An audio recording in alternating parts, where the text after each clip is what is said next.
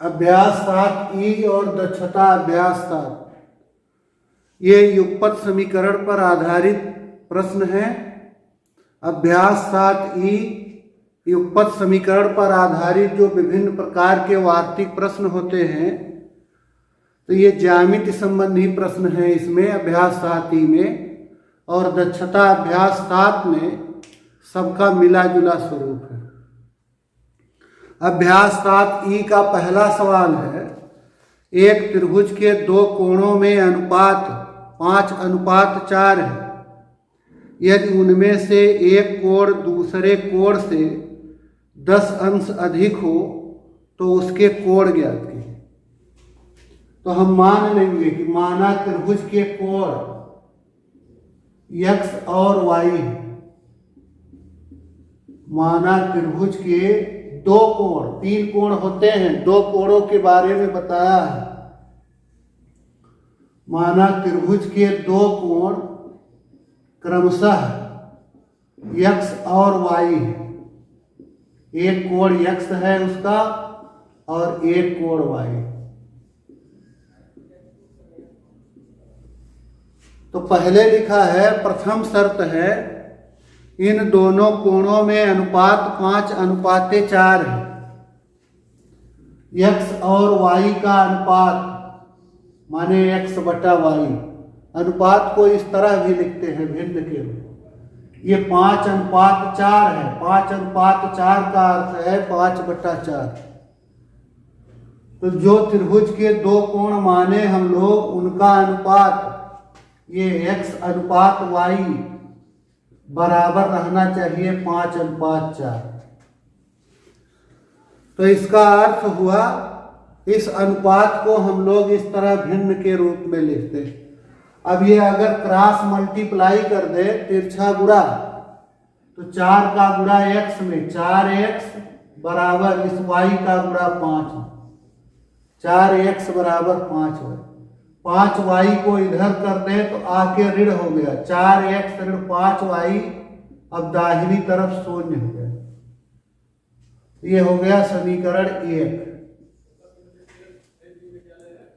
फिर ये भी कहा है इस प्रश्न में कि उनमें से एक कोण दूसरे कोण से 10 अंश अधिक है। पहला वाला x दूसरे वाले से 10 अधिक है, या दूसरा वाला पहले से 10 अधिक है, कोई भी। तो चाहे पहला वाला दूसरे से 10 अधिक है या दूसरा वाला पहले से 10 अधिक है, लेकिन इनमें 10 का अंतर है। कहने का भाव यह है, यदि एक कोण दूसरे का 10 ज्यादा है, दूसरे से 10 ज्यादा है, तो इसका मतलब है उन दोनों कोणों में 10 का अंतर है, 10 अंश का अंतर। ये त्रिभुज के दो कोण x अंश और y अंश हैं। जब समीकरण बनाने लगते हैं तो अंश छोड़ देते हैं। अब दूसरी शर्त से अगर लिखे हम, तो इन दोनों कोणों का अंतर x ऋण y ये 10 होगा। वैसे भी इसमें बड़ा वाला x अंश वाला कोण होगा, छोटा वाला y होगा, क्योंकि इनमें 5:4 का रेशियो। एक का हिस्सा 5 है तो एक का हिस्सा 4, 5:4। तो ये मिल गया दूसरी शर्त से। इन्हीं दोनों को हल करना है। ये समीकरण 2 हो गया। अब किसी एक को, चाहे x को चाहे y को आंशिक रूप से समान करेंगे, उसी का विलोपन करेंगे। तो जैसे समीकरण 2 में अगर 5 से गुणा कर दे तो y वाला आंशिक रूप से समान हो जाए। समीकरण 2 में 5 से गुणा करना, ये बन जाएगा 5x ऋण 5y बराबर 50। ये मान लो अब समीकरण 3 हो गया। तो अब ये 1 और 3 का y वाला चर आंशिक रूप से समान हो गया। ये भी 5y, ये भी 5y, और दोनों का चिन्ह भी समान है। समान चिन्ह वालों का विलोपन घटा करके करते, विपरीत चिन्ह वालों का विलोपन जोड़ करके। तो अब इस समीकरण 1 और 3 इस प्रकार है कि इनका y वाला आंकिक मान समान है, चिन्ह समान है, तो 1 में से 3 को घटा दे, चाहे 3 में से 1 को घटा दे, तो y विलोपित हो जाएगा। तो इसके नीचे यही लिख करके 1 को 5y अब घटा दे रहे हैं। समीकरण 3 में से 1 को घटा दे रहे हैं। घटाने पर ये दूसरे वाले का चिन्ह बदलेगा, धन से ये ऋण, ऋण से धन, यह ऋण। तो अब ये हो गया धन 5x ऋण 4, 5x ऋण 4x हो जाएगा x। ये ऋण 5y धन 5y मिल करके शून्य हो जाएगा। इधर हो गया 50 ऋण शून्य, तो 50 है। ये x बराबर हो गया 50। x बराबर 50 किसी एक समीकरण में रख दें, समीकरण 2 में रखते हैं, चाहे समीकरण 1 में रखते, चाहे 1 में रखेंगे तो 4 गुणे x के स्थान पर 50 ऋण 5 गुणे y बराबर 0। ये हो गया 200 और ऋण 5y उधर कर दे तो धन 5y, 200 बराबर 5y। दोनों ओर 5 से भाग दे दें, इधर 5 से भाग देंगे 40, उधर भाग देंगे तो y, 40 बराबर y, चाहे y बराबर 40। तो त्रिभुज के 2 कोण माने थे x और y, तो ये हो गए त्रिभुज के 2 कोण 50 अंश और 40 अंश।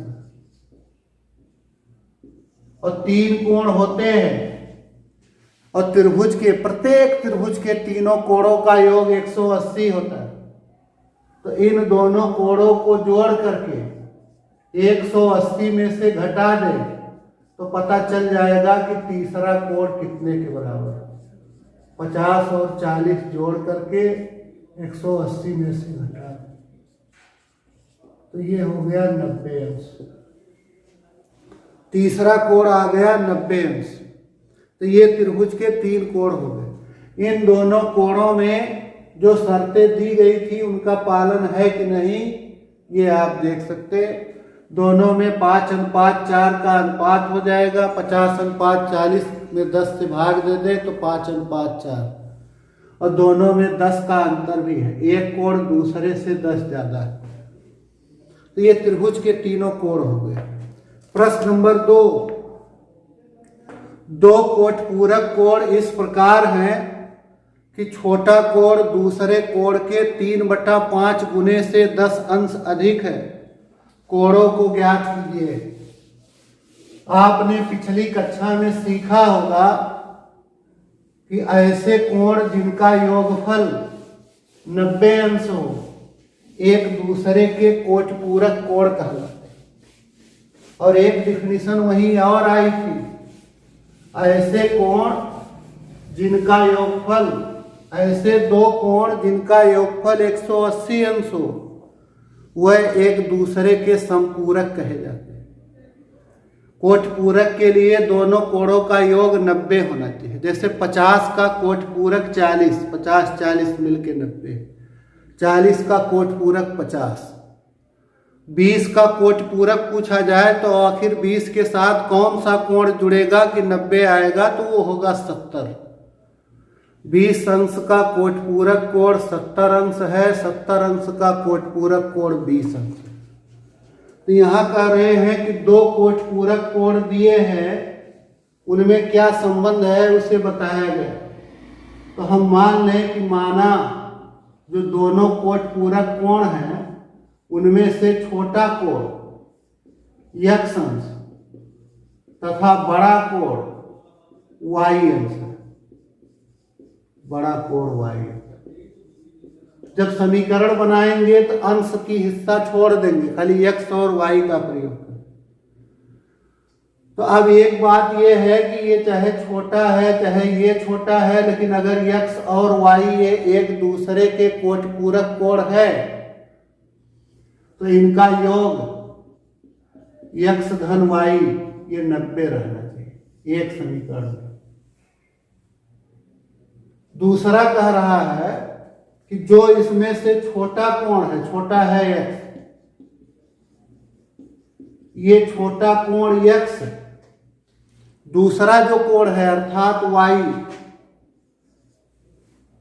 इस दूसरे कोण y के 3/5 गुना, इसका 3/5 गुना हो गया 3/5y, इससे 10 ज्यादा है, धन 10 कर दे तब जाके इसके बराबर। दोनों कोटपूरक कोणों में से ये छोटा वाला कोण दूसरे वाले कोण जो है y, उसका 3/5 गुना, दूसरे कोण से 3/5 गुणा गुना गुणा से भी 10 ज्यादा करो तब ये इस छोटे कोण के बराबर है। इसको अगर सरल करना है तो 5 से सभी पदों में गुणा कर दे।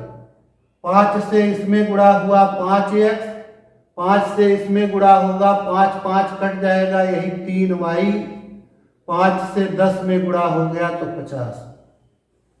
इस 3y का इस तरफ पक्षांतर कर दें तो 5x ऋण 3y बराबर 50। ये हो गया समीकरण 2। समीकरण 1 और 2 को हल करना है सारणी विधि से, चाहे प्रतिस्थापन विधि से, चाहे विलोपन विधि से, इन दोनों को हल करना है। तो अगर विलोपन विधि का प्रयोग करना है तो चाहे y को आंकिक रूप से समान बना लीजिए, बिना चिन्ह देखे, चिन्ह बाद में देखेंगे, चाहे x को समान बनाना हो तो इसमें 5 से गुणा कर ले, y को समान बनाना हो तो इसमें 3 से गुणा। तो समीकरण 1 में y को समान बनाने चल रहे, तो समीकरण 1 में 3 से गुणा कर रहे, 3 से गुणा कर रहे, तो ये हो गया 3x धन 3y, 90 में 3 का होगा तो 270। ये हो गया समीकरण 3। और ये है दूसरा 5x ऋण 3y बराबर 50, जिसे हमें विलोपित करना है। y वाला चर जिसको आंकिक रूप से समान बनाया गया वह विपरीत चिन्ह के हैं, एक धन है एक ऋण, तो इनको जोड़ने पर ये विलोपित होगा। तो समीकरण 3 और समीकरण 2 को जोड़ दें, जोड़ने पर जोड़ देंगे तो ये धन 3y ऋण 3y मिलकर 0 हो गए, 3x 5x ये हो गया 8x, 270 और 50 ये हो गया 320। x बराबर इधर 8 का गुणा हुआ है, उधर जाए तो भाग हो जाए, 8 से ये डिवाइड है, x बराबर 40। तो x का मान किसी एक समीकरण में रख दे, x बराबर 40 समीकरण 1 में रखने पर, तो यहां x की जगह 40 करेंगे, धन y बराबर 90, y बराबर ये 40 जाके घट जाएगा, 90 में 40 ये हो गया 50। तो दोनों कोटपूरक कोण हो गए, कोटपूरक कोण 40 और 50, 40 अंश 50। शर्तों को देख सकते हैं, दोनों मिलके 90 अंश हैं ही, इसलिए एक दूसरे के कोटपूरक है। और दूसरे वाले का 3/5 करें, इसका 3/5 आएगा 50 का, 5 दहाई 50, 10 तियां 30। तो जो दूसरे का 3/5 है, इससे 10 ज्यादा करोगे तब इसके बराबर होगा छोटे वाले कोण। तो ये छोटा वाला कोण दूसरे कोण के 3/5 से 10 अधिक है। दोनों शर्तें सही है, इसलिए इसका आंसर सही है। प्रश्न नंबर 3, त्रिभुज ABC के सभी कोणों को ज्ञात कीजिए। यदि कोण A बराबर x अंश, कोण B बराबर 3x अंश, कोण C बराबर y अंश और 3y 5x बराबर 30। इसमें हम लोग पहले इस बात का प्रयोग करेंगे कि किसी भी त्रिभुज के तीनों कोणों का योग 180 अंश होता है। इससे एक समीकरण मिल जाएगा और एक समीकरण इसमें बना बनाया है। तो प्रश्न नंबर 3, त्रिभुज के तीनों कोणों का योग 180 अंश होता है। त्रिभुज के तीनों कोणों का योग 180 अंश होता है। इसलिए इसके जो तीनों कोण है, एक है कोण ए, कोण बी, कोण सी, ये मिलके 180 हो। कोण ए का मान है x अंश, बिना अंश लिखे समीकरण बना लें। कोण बी का मान है 3x अंश, कोण सी का मान है y, ये मिल करके होना चाहिए 180। तो ये x और 3x जुड़ करके हो गया 4x धन y बराबर 180। ये समीकरण 1। और समीकरण 2 इसमें बनाया है। 3y ऋण 5x बराबर 30। 3y ऋण 5x, तो x वाला हिस्सा चाहे पहले ले, ऋण 5x धन 3y, ये बराबर है 30। इन्हीं दोनों को हमें हल करना। तो विलोपन विधि से हल करने के लिए वेरिएबल y को समान बनाना अपेक्षाकृत सरल है।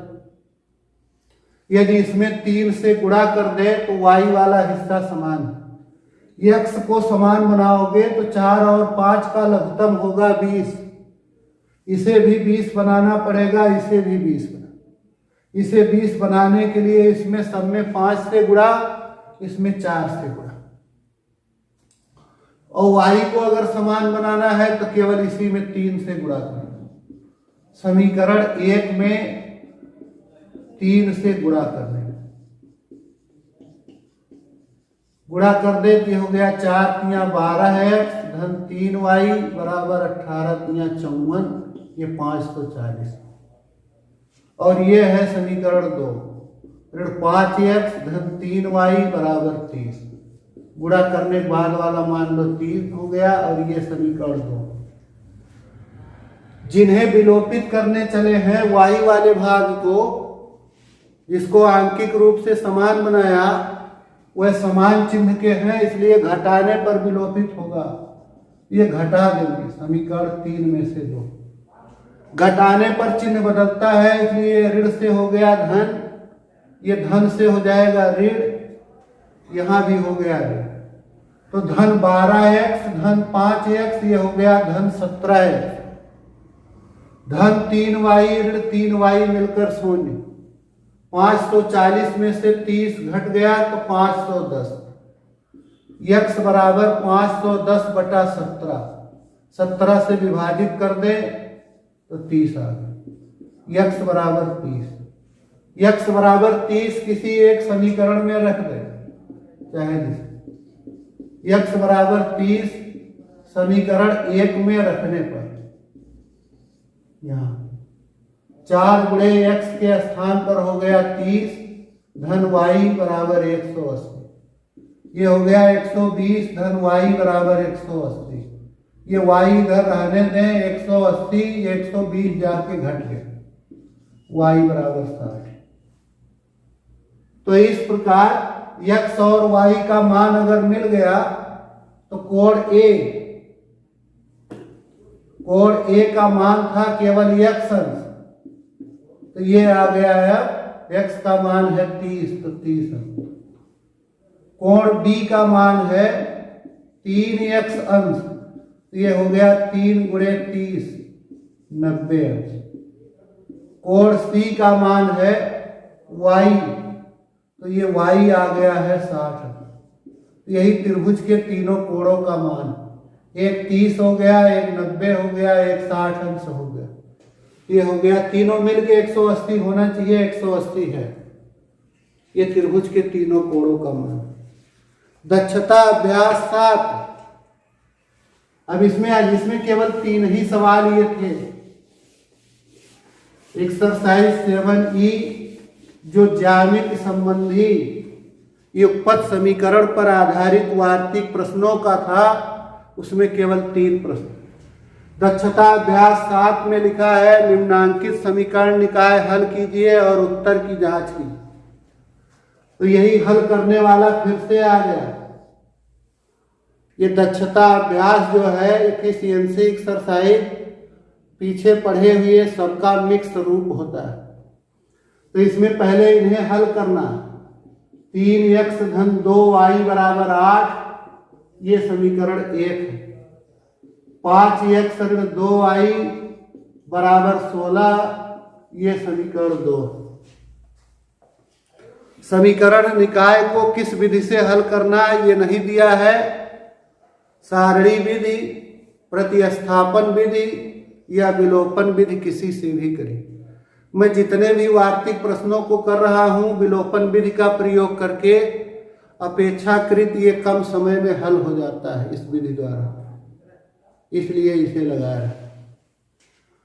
अब इन्हीं दोनों समीकरणों को अगर हमें विलोपन विधि से हल करना हो तो विलोपन विधि से हल करने के लिए किसी एक चर को आंकिक रूप से समान बनाते, केवल अंक में देखते। 2y 2y 5y 5y 13x 13x। जब आंकिक रूप से समान बना लेते हैं तो यदि जिनको आंकिक रूप से समान बनाया है समान चिन्ह के हैं तो एक समीकरण से दूसरे को घटाने पर विलोपन हो जाए। यदि विपरीत चिन्ह के हैं तो जोड़ने पर विलोपन। यहाँ देखिए ये y वाला आंकिक रूप से समान है और ये विपरीत चिन्ह के हैं, तो सीधे इन्हें हम लोग जोड़ दें विपरीत चिन्ह के होने का, तो अभी y वाला भाग विलोपित हो जाए। जोड़ेंगे तो ये 3x और 5x हो गया 8x धन 2y 2y मिलकर 0 हो गया 16 और 8 ये हो गया 24। इधर x के साथ 8 का गुणा उधर जाए तो भाग हो जाए। 8 करने में 8 x बराबर आ गया 3। किसी एक समीकरण में रख दे, एक में चाहे 2 में, तो y आ जाए। समीकरण 1 में x का मान रखने पर ये बन जाएगा 3 गुणे x की जगह 3 धन 2y बराबर 8। तो ये हो गया 9 धन 2y बराबर 8। 2y बराबर 8 ये 9 जाके घट जाए। 2y बराबर 1 y बराबर 1/2। तो ये दोनों मान है। x का मान आ गया 3, y का मान आ गया 1/2। उत्तर की जांच कर लेते हैं।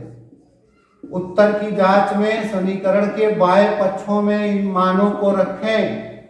अगर दाएं पक्ष के बराबर आ जाता है तो उत्तर सही है। बायां पक्ष 3x धन 2y ये हो गया 3 गुणे 3 x की जगह 3 धन 2 गुणे y की जगह 1/2। ये हो गया 9, 2 से ये 2 कट जाएगा तो ये आ गया 1। तो 9 में से 1 घटा दें 8, ये दायां पक्ष के बराबर। दायां पक्ष देखो 8। इसी तरह से समीकरण 2 में रखें, वहां भी बाएं पक्ष में मान रखें, दाएं के बराबर आना चाहिए। तो बाएं पक्ष में इसमें रखें वो है 5x ऋण 2y। 5 गुणे x की जगह 3 ऋण 2 गुणे y की जगह ऋण 1/2। फिर ये कट गए। 5 3 15 ऋण ऋण का गुणा धन 1 करने में 1, ये हो गया 16। तो इस प्रकार दायां पक्ष दोनों में ही मिल जा रहा है, इसलिए ये जो वेरिएबल्स की वैल्यू है, चरों के मान हैं, ये सही है। तो इसी आधार पर दूसरा, तीसरा और चौथा भी, इनको भी आप हल करें। प्रश्न नंबर 5 वार्तिक का है। संख्या संबंधी वार्तिक प्रश्न। 2 अंकों वाली किसी संख्या और उस संख्या के अंकों के क्रम को उलट देने पर प्राप्त हुई संख्या का योगफल 121 है। तथा अंकों में 3 का अंतर है, संख्या ज्ञात। तो हम मान लें कि माना संख्या का दहाई का अंक x और इकाई का अंक y है। इकाई का अंक y, दहाई और इकाई मान लिया। दहाई और इकाई जब हम लोग x और y मान लेते हैं तो संख्या कैसे बनती है? दहाई वाले में 10 का गुणा कर लेते हैं और इकाई वाले को वैसे ही चाहे 1 से गुणा करके जोड़ लेते हैं। तो इस प्रकार संख्या बन गई यहां 10x धन y। प्रथम शर्त है यहां संख्या और संख्या के अंकों के क्रम को उलट देने पर प्राप्त संख्या। ये संख्या ले लें। अब इसमें एक बार अंकों का क्रम पलट दे, y की जगह x, x की जगह पर y। ये एक बार संख्या लेनी है, एक बार संख्या में अंकों का क्रम, अंक x y हैं, इनका क्रम पलट दे, इन दोनों को जोड़ दे। संख्या को क्रम पलटने पर जो बना उस संख्या, ये बराबर रहना चाहिए 121।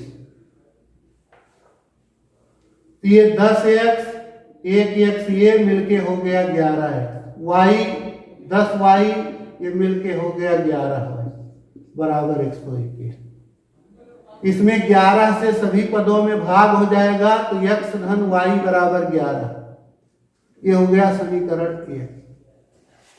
और दूसरा भी शर्त दिया है कि दोनों अंकों में 3 का अंतर होना चाहिए। एक अंक है x, एक अंक है y, तो इनमें 3 का अंतर होना चाहिए। पुनः प्रश्नानुसार